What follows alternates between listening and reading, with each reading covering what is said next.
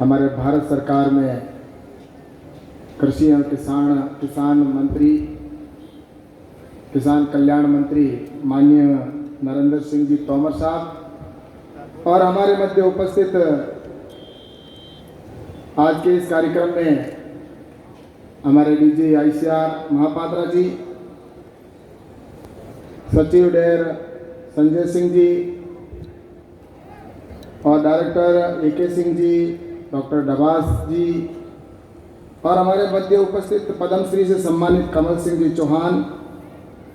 पद्मश्री से सम्मानित सुलान सिंह जी और पद्मश्री श्री चंद्रशेखर जी और सभी मंच पर बैठे हमारे अतिथिगण और सामने विराजमान सभी मेरे किसान भाइयों और बहनों और सभी मीडिया के बंधुओं, आज बहुत ही खुशी का दिन है कि ये आज मेले का आयोजन किया जा रहा है और जो लगातार 3 दिन तक यहाँ पर मेला रहने वाला है। और इस मेले के अंदर आने के बाद एक निश्चित रूप से नई ऊर्जा का संचार होता है और मेला हमेशा दिलों का मेला होता है। और ऐसे देश भर के अंदर मेलों का आयोजन होता रहता है जहां हम एक दूसरे के साथ में मिलते हैं, लेकिन पूसा संस्थान का मेला का जो आयोजन है वो निश्चित रूप से एक अपने आप में अनूठा मेला है। और इस मेले के अंदर देश भर से किसान आते हैं और इस मेले के अंदर निश्चित रूप से एक यहाँ से पूसा संस्थान के द्वारा जो नई वैरायटी तैयार की जाती है या किसानों के द्वारा जो वैरायटियाँ तैयार की जाती है उन सब का एक ही स्थान पर समावेश होता है और देश भर से किसान आकर इस मेले के अंदर आनंद लेते हैं, साथ ही नई वैरायटियों को, नई तकनीकी को समझते हैं और उसके बाद में अपने क्षेत्र में जाकर उसका उपयोग करते हैं। और उसी की वजह से आज देश के अंदर जहां किसानों के उत्पादन में भी वृद्धि हुई है और निश्चित रूप से ऐसे समय के अंदर वृद्धि हुई जहां पूरे देश के अंदर अपन देख रहे हैं, पूरे विश्व के अंदर एक ऐसी महामारी, कोरोना जैसी महामारी, और उसके बीच में किसानों के उत्पादन की वृद्धि इस बात को दर्शाती है कि निश्चित रूप से किसान अगर मेहनत करता है और साइंटिस्टों का अगर योगदान और किसानों की मेहनत मिल जाती है तो निश्चित रूप से किसान के उत्पादन में वृद्धि होती है। और ये ऐसे समय के अंदर ये मेले का आयोजन हो रहा है जब हम देख रहे हैं कि सभी के चेहरों के ऊपर मास्क बंधे हुए हैं, चेहरे सबके मुंह के ऊपर मास्क लगाया हुआ। और इससे आज से 1 साल पहले जब हम यहाँ पर एकत्रित हुए थे तो उस समय सबके मुंह पर हम देख रहे थे किसी के मास्क नहीं था, लेकिन इस 1 साल के अंदर ऐसा एक कालखंड आया जिसके अंदर ऐसी महामारी आई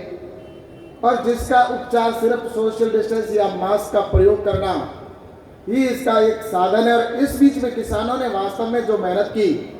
और उसकी वजह से इस साल का जो उत्पादन हुआ वो भी 6% वृद्धि होना, और इसके साथ ही सरकार के द्वारा भी उस समय कई महत्वपूर्ण निर्णय लेकर और किसानों ने फसल को काटा। उस समय एडवाइजरी भी जारी की जब पूरे फसल खेत में थी, सही समय पर फसल भी कटी और सोशल डिस्टेंस का ध्यान रखते हुए मजदूरों ने फसल को काटा। एक दूसरे राज्य से बाहर किसान अपने उत्पादन को ले जा सकता है, इसकी छूट भी दी गई। और साथ ही जो शेड है उनकी दुकानें हैं या अन्य जो पेस्टिसाइड है उनकी भी छूट रखी।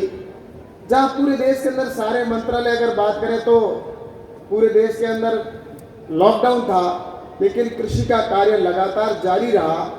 और उसकी वजह से आज हमारे उत्पादन में वृद्धि हुई है। और आज किसान के लिए जिस तरह से आज मैं यहाँ पर आया और आप भी आए, तो हमारे साइंटिस्ट जो प्रयास करके और जिस तरह से अभी यहाँ पर सब्जी है उसको अगर 15 दिन तक कोल्ड स्टोरेज में हम अगर रखते हैं तो उसका जो आज माननीय मंत्री जी ने उद्घाटन किया और 15 दिन तक फसल अगर वहाँ पर खराब नहीं होती है तो किसान के लिए बहुत बड़ा एक सहयोग सिद्ध करता है कि वास्तव में आने वाले समय के अंदर जिसका किसान को चिंता रहती थी कि मेरी फसल खराब हो जाएगी, तो अब इसका समाधान के रूप में हम इसको देख सकते हैं कि किसान को ऐसी कई हमारे साइंटिस्टों के द्वारा प्रयास किए जाते हैं। और मैं तो ये हमेशा कहता हूं कि जितना योगदान हमारे देश के साइंटिस्टों का है, चाहे हरित क्रांति से लेकर आज तक, उसमें जितना साइंटिस्टों का योगदान है उतना ही हमारे देश के किसानों का योगदान है, क्योंकि किसान स्वयं अपने आप में एक साइंटिस्ट है। वो प्रैक्टिकल करके ऐसी कई वैरायटी हमारे साइंटिस्टों ने तैयार की है।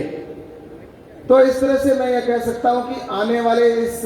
समय के अंदर जिस तरह से किसानों के लिए ये जो आज यहाँ पर यहाँ मेले के अंदर आयोजित किए गए, जो जितनी आज स्टॉल लगाई हुई है हमारे यहाँ पर, जितने फार्म हैं जहाँ पर आप सबने और हम सब ने देखा है,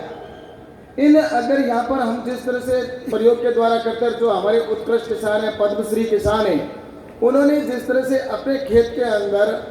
काम को करके और प्रैक्टिकल तौर पे किया है, वैसा अगर वास्तव में प्रत्येक किसान अगर उसको समझकर और उनसे प्रेरणा लेकर अगर खेत के अंदर करने लगेगा, तो मैं सोचता हूँ कि आने वाले समय के अंदर इसका किसान को लाभ होगा। और किसान की इनकम का जो प्रधानमंत्री जी का लक्ष्य है कि 2022 तक किसान की इनकम डबल करना है, तो उसमें भी बहुत बड़ा सहयोग सिद्ध होगा। और इसके लिए सरकार निरंतर प्रयास कर रही है। और मैं तो ये कहता हूं कि किसानों के लिए भी महत्वपूर्ण 4-5 चीजें अगर वो हो जाती है, तो किसान के लिए सबसे महत्वपूर्ण आवश्यकता होती है कि किसान को एक तो उन्नत किस्म का बीज मिले, और किसान की लागत को कैसे कम किया जा सकता है,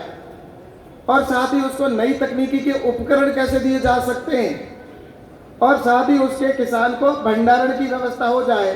जैसा कि कोल्ड स्टोरेज है या वेयर हाउस की व्यवस्था हो जाए जहां वो अपने स्टॉक को रख सके। और चौथा, उसको मार्केट की व्यवस्था हो। किसान आज अपना उत्पादन को तैयार करता है और फसल जब पक जाती है उस समय उसको जो रेट मिलनी होती है वो वास्तव में रेट नहीं मिलती है। हम कई बार देखते हैं जब फसल बोता है उस समय रेट अधिक होती है, लेकिन रेट जब फसल जब पक जाती है उस समय उसकी रेट कम हो जाती है। उसके पीछे कारण एक ही है, स्वाभाविक से हम समझते हैं कि किसान उसको स्टोरेज कर नहीं सकता क्योंकि उसके पास व्यवस्था नहीं होती है, और इसके लिए उसको समय का इंतजार करना पड़ता है। और समय किसान इंतजार इसलिए नहीं कर पाता कि वो अपने उत्पादन को रखने की पूर्ण व्यवस्था नहीं हो पाती। इस दिशा के अंदर सरकार प्रयास कर रही है, और जैसा कि 1 लाख करोड़ रुपए एग्रीकल्चर इंफ्रास्ट्रक्चर पर जो खर्च होने वाला पैसा है, वो निश्चित रूप से आने वाले समय के अंदर किसान के लिए वो जो गांव के अंदर किस तरह से वेयर हाउस की स्थापना हो, कोल्ड स्टोरेज की व्यवस्था हो सके, और कम लागत कैसे हो, इस दिशा के अंदर सरकार प्रयास करती है। और साथ ही उसको उन्नत किस्म का बीज कैसे मिले, इसके लिए भी हमारे लगातार साइंटिस्ट प्रयास करते हैं।